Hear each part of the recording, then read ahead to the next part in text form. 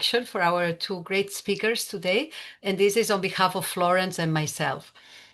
Professor Renia Lopez-Ozieblo, on the one hand, is an associate professor in the Department of English and Communication at the Hong Kong Polytechnic University, where she also serves as assistant dean of the Faculty of Humanities.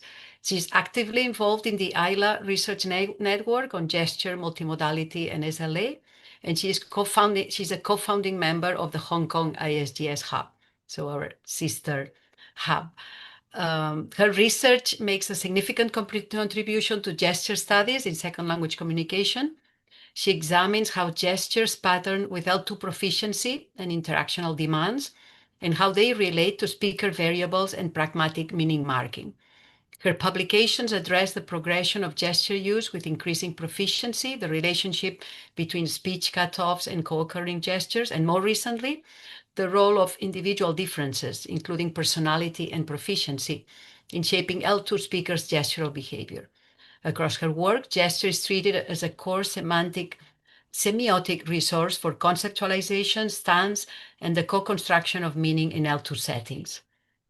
So thanks, Renia, for joining us. And on the other hand, the co-author of this work, Loulou Kosmala, she's an associate professor of English linguistics at the Université Paris-Créteil in France. She's affiliated with the Imager Ideal Research Unit and is an active member of the Gesture and Multimodality Group and the ISGS France Hub, again, another sister hub.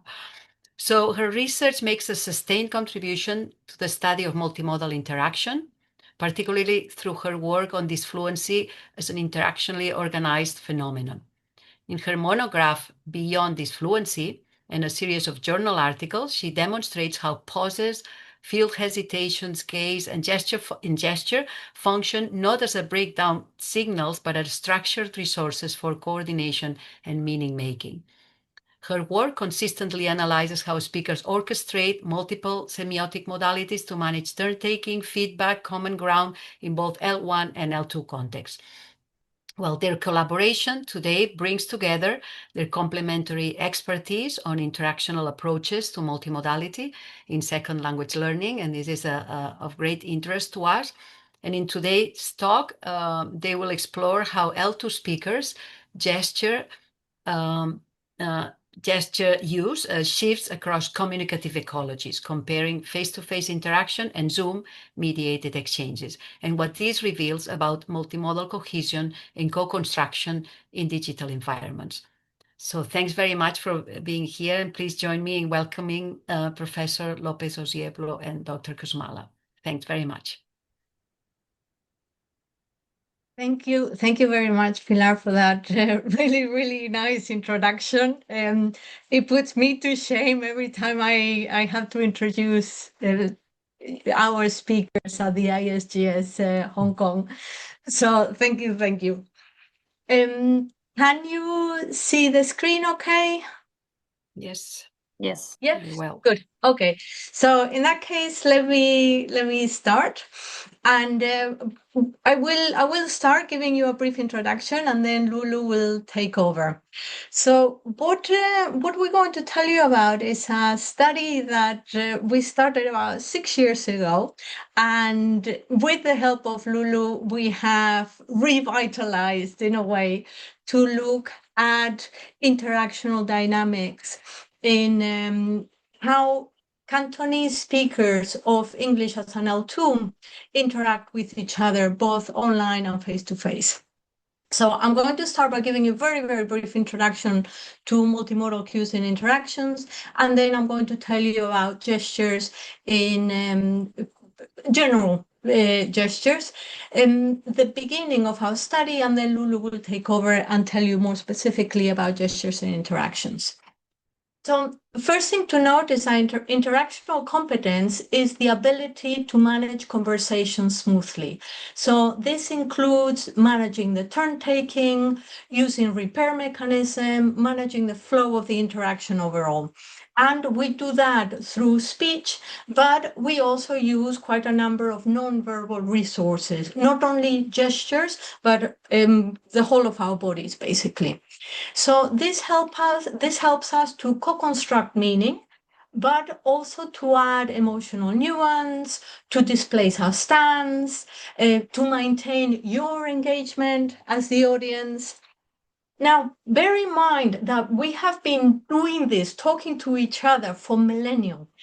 But we've always done it face to face. So this thing of talking to each other online, like we're doing right now, is actually something relatively new. And we don't really understand how we are processing the information as listeners, or how as speakers we are maybe changing slightly the way we speak, or maybe changing it a lot. So this is a thing that we were interested in. Video-mediated communication, VMI, sorry, is now fairly standard because during COVID, as we all know, we had no choice but to do that. Nowadays, what we're seeing is quite a lot of hybrid communications, professional communications. So that means that some of the audience might be present, some of the audience might be online. And we have not actually looked at that hybrid possibility, but that would be yet something else that probably differs in terms of how a speaker would be communicating.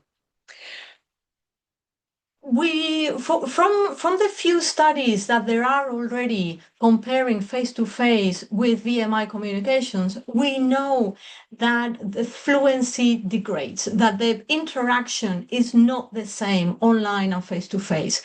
We know that online, the flow is less fluid, less collaborative, maybe related to the latencies, that millisecond between me speaking and you listening. However, that is getting better and better. So whether that is the reason why this fluency is not so good is questionable. Other things are, for example, the camera. Usually when we are seeing someone online, you will see them here. It is very rare to see someone speaking online and being able to see their hands, never mind the rest of the bodies. The other thing is eye contact. I am trying really, really hard right now to make eye contact, to look directly at the camera, but it is fairly difficult because most of my text is below me. So this is something else. And the other thing that you are missing on is my background. You don't actually know what's happening behind me. If I had children running behind me, you wouldn't be able to see them. So if I was distracted, you would be losing on that information. And one other thing to bear in mind is that we know that talking to the camera causes what is known as Zoom fatigue. Now, this adds to the cognitive load. And for second language speakers who already have an increased load when communicating in a language that might not be the main language, this additional Zoom fatigue could be quite considerable. So these are the things that we were thinking about when looking at how our participants communicate with each other both online and face-to-face. What we were specifically interested in, at least to start with, were their gestures. And I say to start with because we are now moving on and we're looking at all sorts of body movements and other feedback between our participants. But for today, we're going to be focusing mostly on the gestures. So by gestures, we're talking about spontaneous movements of the arms, the hands, so basically from the shoulders down, that co-occur with speech and convey meaning. This is considered to be a universal phenomenon. Everybody has the capacity to do this because it is believed that the gesture, the speech, and the thought form one unit. So basically, as the thought is developed, it is externalized as either speech or gesture, and that externalization can help to further develop the thought. So, as you can see, the gesture has an obvious cognitive dimension. It is helping me think. It also has a communicative dimension. It helps you to understand what I'm trying to say, and an affective one, which hasn't really been much studied. So this is the big question mark, and one of the areas that we really need to get into. I'll tell you about the categorization of gestures in a second. Now, both Loulou and myself come from a second language context. And in this context, the study of gestures is becoming more and more important.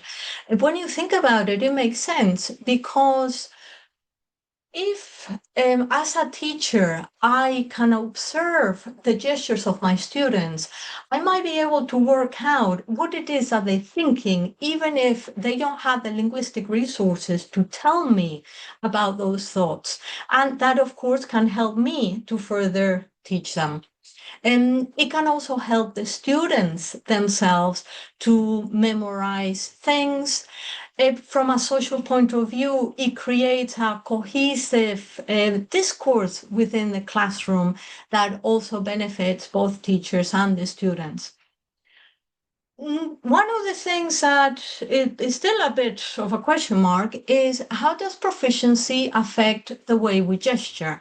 Because every person gestures their own way. And whether proficiency really has that much of an effect on gestures is still questionable. And I will tell you a little bit more about that in a minute. However, what we do know is that gestures are important, and specifically in professional communication contexts, they really help to engage with the audience and to convey meaning.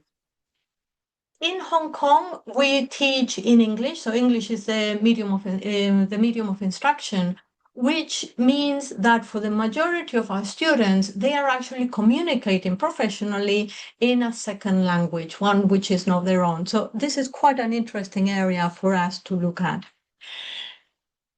As I've mentioned before, every person gestures their own way.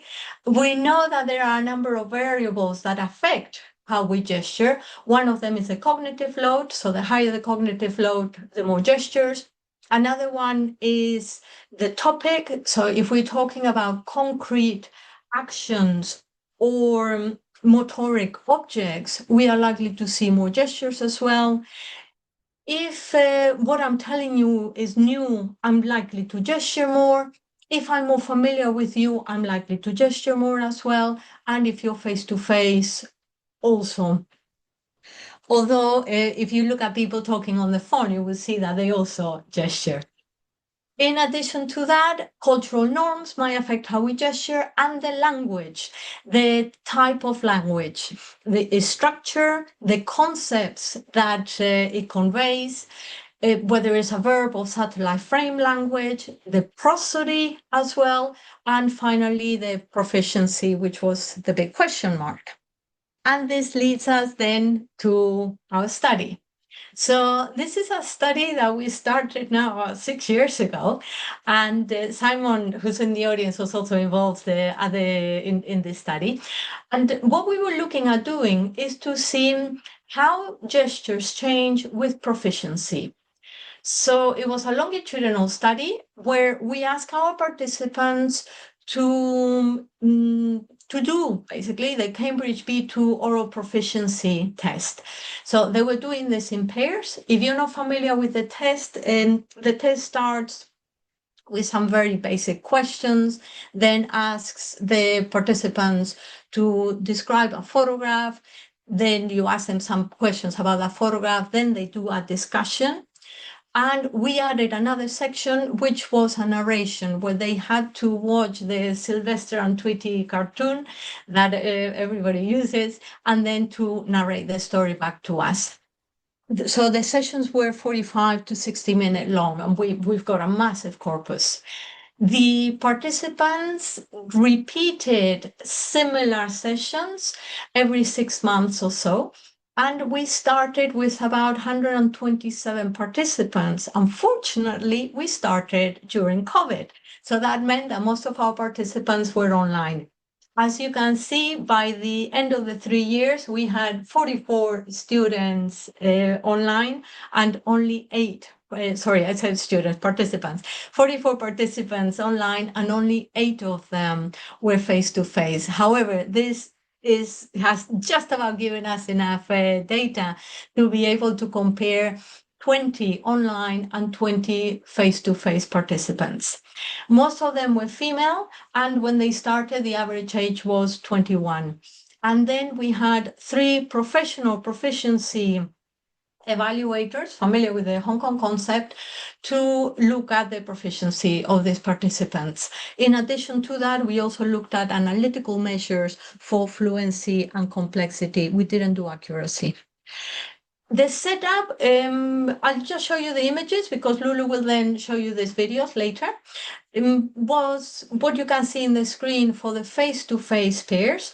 So they were seated next to each other, facing the researcher, and they were being captured by, in this case, 5 different cameras, including a Zoom session. It would be more easy to have more likely to. So you can see it there. For the online pairs, they were also seated cross-legged, either on the beds or on the floor, and they were facing the camera, and they were being recorded also by through the Zoom camera. Unfortunately, it was only 1 recording instead of the 5 that we had for the other ones. So very often the sound is not great and a little bit of an effort for us to transcribe. Now, instead of in terms of how we categorize the gestures, traditional studies have been using McNeill's Kendall's continuum of the iconic gesture, metaphoric, deictic, and so on. Now, McNeill himself said that this was not to be categorization of gestures. What he meant is that gestures could have a nature that was iconical or metaphorical or deictic or all of those things in some cases at the same time. And this has led to many confusions, specifically in the way that we have been categorizing gestures. So we are taking Marianne Goldberg's approach of simplifying that categorization and looking at gestures which are either referential or discursive. For the referential ones, these are the ones that illustrate the semantic content of the speech. And they can be iconic, they can be metaphoric, or also deictic. So depending on whether the content is referring to something abstract or something concrete. And then we also looked at discourse gestures. Think of discourse gestures as the equivalent of discourse markers in speech. And these tend to have a pragmatic function that could be interactive, or it could be to provide stress, or just to help with the flow of the discourse. So the equivalent of and then, because, that sort of thing. And then we also looked at adapters. Now, adapters very often are excluded from gesture studies because they are considered to be non-meaningful gestures. Now, I've put a question mark there because the more we look into them, the more meaning we're finding in them. They are gestures where the speaker touches themselves, and so traditionally they were considered to be gesture movements to answer bodily needs associated with stress, either to signal stress or as a coping strategy. So some examples, you see them here. It could be touching your hair or adjusting your glasses. However, there's another set of adapter-related gestures, which we are calling flutters as in butterfly fluttering. And these are micro gestures. They are similar to continuous adapters in the sense that usually the hands tend to be together or touching a part of the body. And they are very small. I don't know if you can see my finger just moving slightly. So even smaller than this movement, or it could be like this. And they tend to follow the prosody of the speech. So we've got a big question mark with these because we do actually believe that they might be gestures which have been suppressed, especially when people are very anxious. They have actually told us that they might be suppressing these gestures. Anyway, amongst all of them, or rather, all of these gestures can also have an interactive function.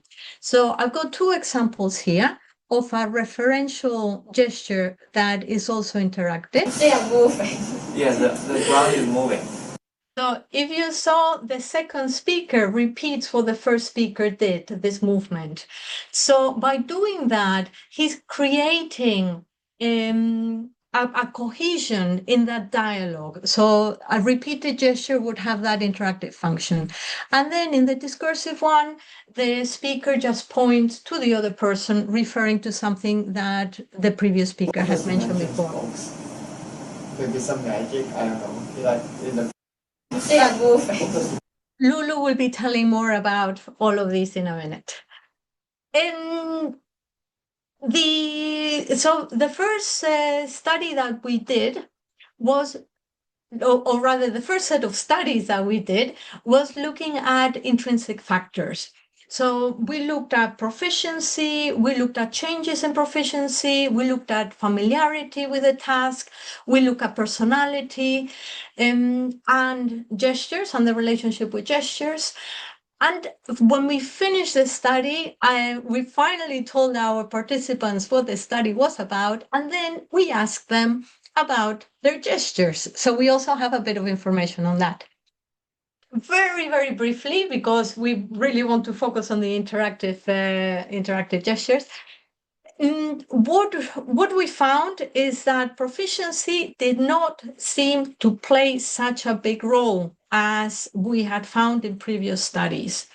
So neither amongst the 127 nor with one individual during the 3 years, we did not find significant differences with gesture and changes in proficiency. In terms of personality, previous studies have suggested that extraversion might be related to iconic gestures and neuroticism to adapters. This refers to what I said before about stress and that relationship with stress. Now, we didn't find that either. What we did find was that there was a correlation with referential gestures and agreeableness. And when we talked to our participants, what they said was, yes, I was trying to do these referential gestures to ensure that I was being understood properly. So this suggests quite a high level of empathy, which is itself related to agreeableness.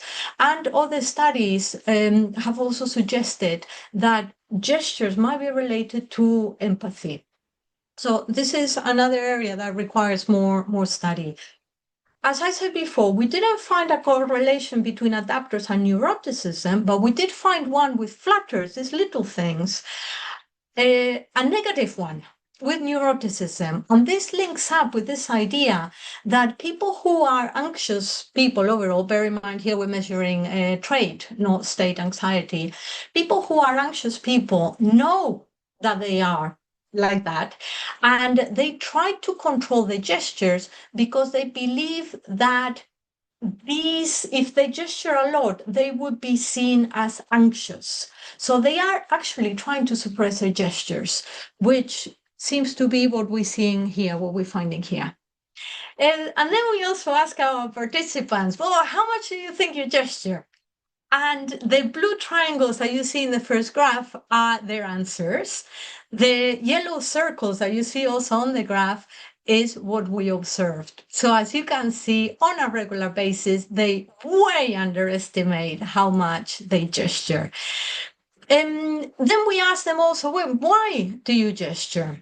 And 52% of them said for a communicative purpose, and 50%, there's some overlap with these, 50% said for cognitive reasons. Cognitive reasons such as counting the number of events I have to tell you, or to find the right word. And the nicest one was one that said, well, if I don't gesture, I cannot think.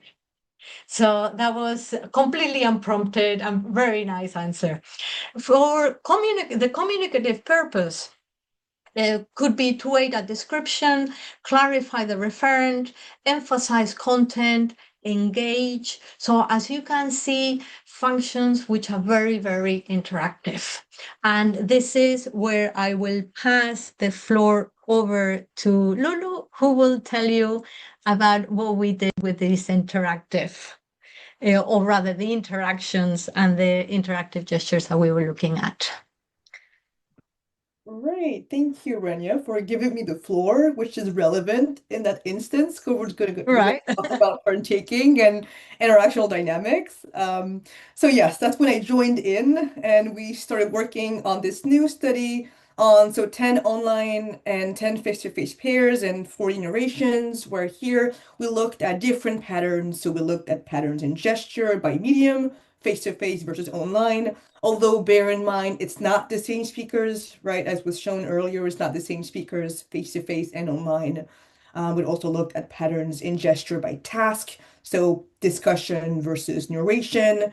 Also patterns in gesture in speaker roles, listening or speaking, and also with adapters. So we may have time to talk about adapters a little bit at the end, but if not, it's also an interesting study that Renia did. So for the current study, here are some background checks. So when it comes to the mean speaking time between online and face-to-face, there weren't any significant differences. You see it's about 2 minutes and 500 milliseconds. The speech rate also online face-to-face is pretty much the same, as well as the average proficiency scale. And so despite these very similar settings, we did find differences in the interactional dynamics, and that's kind of our interest here. So we are currently doing a study on feedback, but this is work in progress. And back then we had looked at back channels, so okay, yes, etc. And we already started we're finding differences between face-to-face and online so you see face-to-face in blue, online is brown, where a lot more back channels per minute face-to-face than online. And also when you look at, so Renia mentioned this idea of latency between turns. And so you see, we looked at the gap duration, so the pauses between the turns. And we saw that even though the mean gap duration between the turns is not very different, you see it's about the same duration in the two conditions, it is different when you look at the minimum duration gap with 400 milliseconds online than face-to-face. So this idea of latency, right, I was introduced in a literature review. There's this longer minimum duration gap between turns online than face-to-face. And if you look at the number of turns per minute, it's also significant with a lot more turns face-to-face than online. Now, if we go a bit more into details of how the turns are organized and distributed, we looked at the selection. So whether a speaker selects themselves to take the turn or whether they select someone else to give them their turn, or whether they continue with their previous turn. And so we saw this difference, this significant difference with self-selection, with a lot more self-selected turns face-to-face. You see about 80%. So a lot more self-selected turns face-to-face than online. And if you look at the number of overlapping and interrupted turns, there are also a lot more overlapped turns and interrupted turns face-to-face than online. And so you see how already from these findings, this medium, right, from online to face-to-face has an effect on interactional dynamics. Now, looking at gestures, so based on the gesture category that was presented before, we did see differences. So the total mean rate is pretty much the same per minute, right? Per 100 words, sorry. Pretty much the same face-to-face and online. But we did find more referential gestures face-to-face, but more discursive gestures online. So this already points to some differences in the gesture productions. Now, we also looked, because I mentioned this before, with this idea of looking at gestures produced during speaking and gestures produced during listening. And if we look at the mean listening gesture rate per 100 words, a lot of them are adapters, you can also see more listening gestures produced face-to-face than online, and that includes the adapters there. So now the focus for today's talk was the interactive gestures. And so the interactive gestures, which actually were also a more frequent face-to-face than online, they include 18% of all face-to-face gestures, as opposed to 6% of all online gestures. Bear in mind, though, that the finding that I'm presenting here excludes the listening gestures for the interactive ones, I mean. It doesn't mean that we didn't look at the interactive gestures produced during listening. It just means that here, the finding that I'm presenting only includes the gestures produced by the main speakers. And you see here, so that that excludes examples like the one below, right, where the speaker, while listening, is producing an interactive gesture. This is not part of the results. Okay, so now let's focus on these interactive gestures. The idea is, you may be familiar with Bavelas and al., kind of old typology now from 1992 on interactive gestures, and with a lot of subfunctions, including turn-taking, agreement, stance, citing what the other person is saying, having access to shared information. And so we wanted to look at these different subfunctions, and some of the ones that you can see on the slides are actually the most frequent. And so I'm going to show two examples from face-to-face and online settings that look at the cases of turn-taking, and so how these interactive gestures relate to turn-taking, and how, because we've seen that there are differences in the turn management, right, face-to-face versus online, how this may also have an effect on the gestures themselves. And so we looked at these tendencies, right, with the quantitative results, but it's also very interesting and enlightening to look at how it's happening in the data in more detailed qualitative analyses, which is what I'm about to present. So the first example is taken from this face-to-face pair. So you can see it's at the very, very beginning of the talk. So that's the discussion task. So they're about to talk about some of the topics. That's right there on the screen. And so I'm sorry the sound quality isn't great, but I'll play it a couple of times so you can see. And so you'll see how the participants are behaving at the very beginning of the sequence there, and the gestures they're producing. Okay, so I'm going to play it twice so that it's maybe you can take a look. Okay. I'll always talk about that one by one. Sure. Okay. I'll always talk about that one by one. Sure. Right. So what's happening is that you see the first bit was just silence. And so the first speaker, right, the speaker on the right there, produces this kind of gesture in silence, you know, kind of, oh, let's get to it, meaning like, let's get started, right? Let's get to work, kind of. Let's get started on this task, which you see appears during silence, but kind of a pre-turn position, turn opening, where he hasn't allocated anyone's turn, right? He's not doing this to take the turn or give the turn. It's just a way to start to initiate, right, this the task, which is, okay, let's talk about the topics. And then what happens right after that is quite interesting and complex, because what's happening is that, so the other speaker, the woman on the left, initiates the turn and say, okay, let's go talk about that one by one. And probably this was initiated by the other gesture. It's kind of, right, let's get to it gesture produced during the silence. What's happening is that, you see, she has this open palm towards the screen while she's doing this self-selected turn, right? So she selects herself as next speaker to get started, right? Let's go talk about that one by one. While that, you see deictic word co-occurring with a deictic gesture, which also has this interactive component, because that refers to this shared information that is on the screen and that they share. And so what's happening is that, on the one hand, she's doing that, initiating the talk, initiating the turn, initiating the beginning of this task.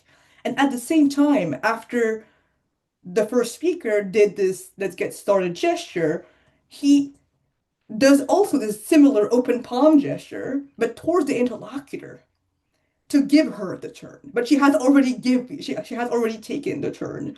And so you see how these turn-taking strategies or phenomena kind of happen simultaneously from taking the turn myself and engage with a topic that is on the screen that is shared with all of us, with both of them, and also giving the turn after initiating the sort of, okay, let's get started. I'm giving you the turn, just go ahead and speak. But you may also notice that in both cases, they're produced during silence. So whether it's get to it or giving the turn. So interesting how that plays out, right? This complex interplay of taking the turn, giving it, and these different overlapping interactive gestures. That's face-to-face. Now, if you compare that with online, another example from an online pair, it's not as complex and it's much more straightforward. So again, this is the very beginning of the recording, the very beginning of the task, where they're about to talk about the topics. You can start first. Okay, so I think you can start first. Okay, so I think. So here you see it's the speaker self-selects herself as next speaker. You can start first, but actually it's a form of self-selection to give the turn to the other person because she says you can start first, and she gives her the turn right away. So it is a form of self-selection, but for the other person's turn. And so you see it's made pretty overtly and clearly. It's a really overt turn initiator since the invitation is marked both through speech, you can start first. So it's like an open invitation to start the turn. And also with the gesture, right? You can start first, produce very quickly, retracted very quickly in that sense. And then what happens is that you have this gap of 350 milliseconds, which pretty much corresponds, right, to the duration gap, minimum duration gap we saw before, where the other person then is other selected because by the previous speaker and says, okay, so I think, and then you go in and the conversation starts. But so you see how that was way more straightforward. Someone takes the turn to give the turn, there's a pause, and the other person takes the turn. And so you see how that plays out differently from the face-to-face setting where there was no gap and things happened simultaneously. So that was kind of what we wanted to see of how it's the same turn opening gestures, right? It's giving the turn, taking the turn, etc., recycling turns, but it's kind of organized differently, whether it's face-to-face or online. Now, another thing we wanted to present today. So this is actually from an old previous data set, so we can maybe clarify that during the questions, but it's about the gesture repetitions. So Renia mentioned at the beginning how repeating a gesture can have this interactive function, right? It can foster and create cohesion and understanding. And so here, I will show two examples of gesture repetitions, online and face-to-face, and see how that plays out. So let's start with this online pair.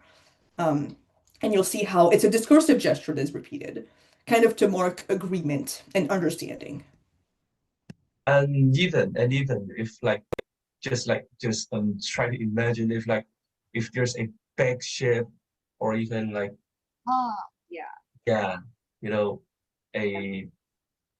yeah, Right. So I don't know if you've noticed, but at the end, right, you see, so he's talking about big ship and he's going to be elaborating what to say. And she marks, their feedback markers, nodding. Oh, yeah, right. I get it. I understand. And he finishes his turn saying, calling for shared understanding, agreement, and does this discursive gesture, with both hands involved, moving forward.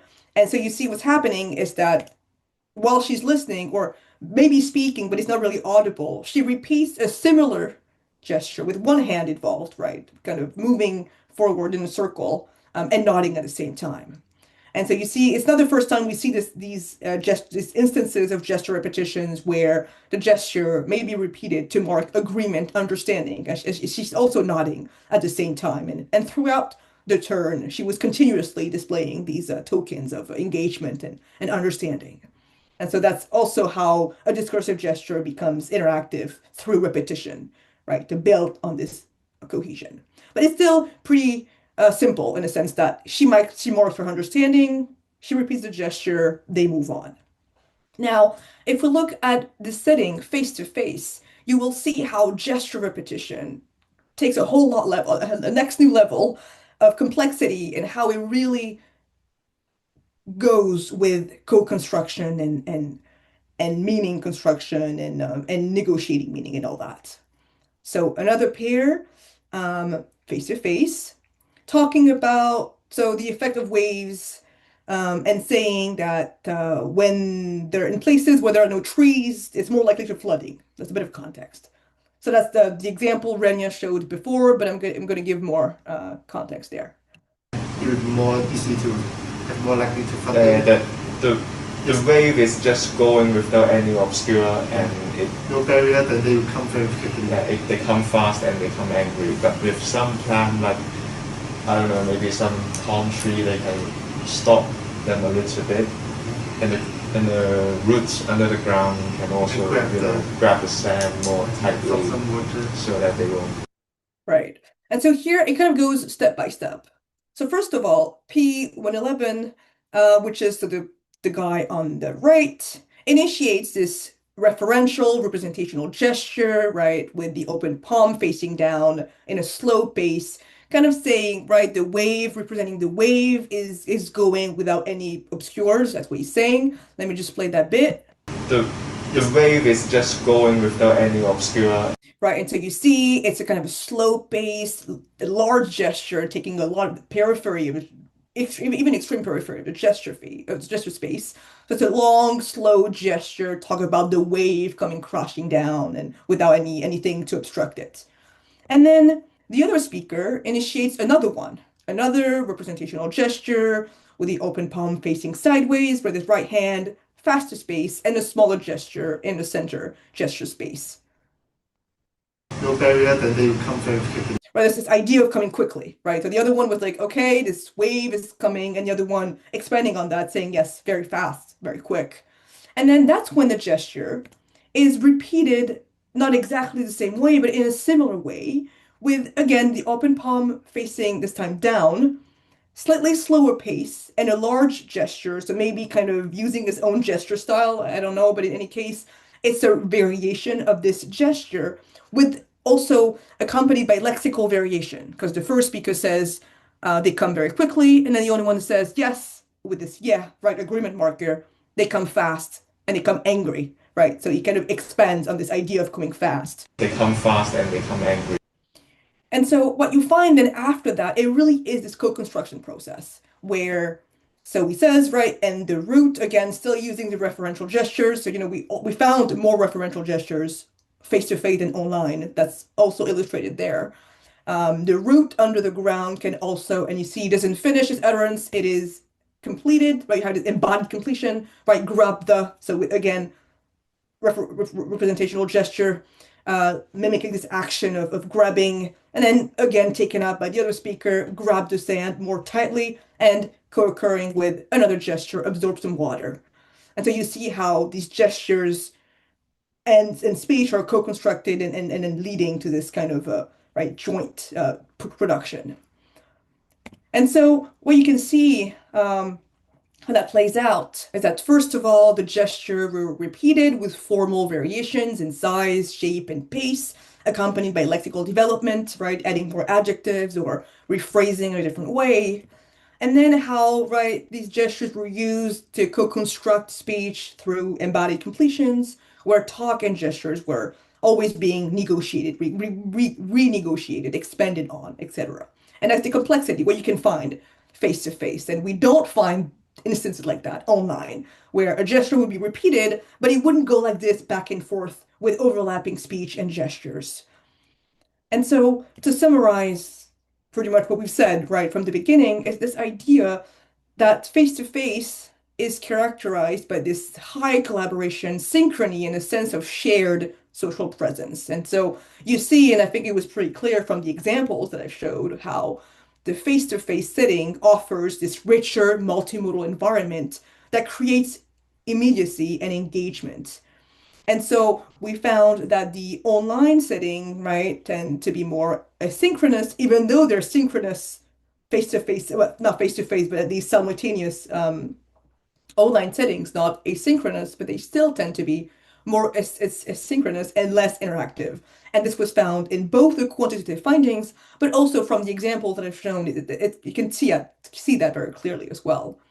And so this idea that it's not about visibility, because as Renia said, they're pretty much visible because their whole body is visible. So it's not so much about visibility, but this loss of immediacy, right? Leading to this kind of diminished sense of co-presence.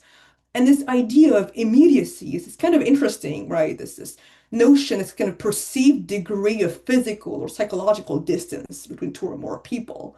And whether, when we tend to distance ourselves physically from people we don't like or get closer to people we do like or for whom we have positive feelings. And of course, online, we can't really do that. And so it kind of creates this barrier, right? That's not a visible one, but it's kind of this idea of shared presence is kind of obstructed. And so there's even some working on sociochemistry and the use of chemical signals to form and maintain social bonds, which may also affect interpersonal relations and maybe affect turn-taking, right, as evidenced by some of the examples that we found and then the findings. And so as a conclusion, we can say, right, that the online medium has an impact on interactional dynamics and gesture use, and also maybe with this idea of social chemistry, because it is not the same speakers, but it is the same task. They are visible, they're likely to produce the same types of gestures, but they don't. And it also has an impact on interactional dynamics. And so this has implications for assessing L2 learners' interactional competence, because if you were assessing a student, right, doing an assignment online versus face-to-face, right, you may account for these differences in teaching and assessment practices, since we do observe differences in turn taking and gesture use. And so also for professional communication context, I think it is important to be aware of this additional cognitive load, right? As also was mentioned at the beginning of this talk, right? This idea of how the online medium offers more cognitive load and also has this kind of obstruction, right? From online presence to shared co-presence really has an impact, right, on turn taking and gesture. So here are some of the references that we used for this talk. And thank you very much again for the invitation. Thank you so much for listening, even from a distance, right? If you may not be physically present, but I think you were all pretty engaged, even though I can't see you. But anyway, I think I can still sense it, right? And so we also look forward to seeing you in person, right? So we can create more of that bond and right. So yes, thank you very much.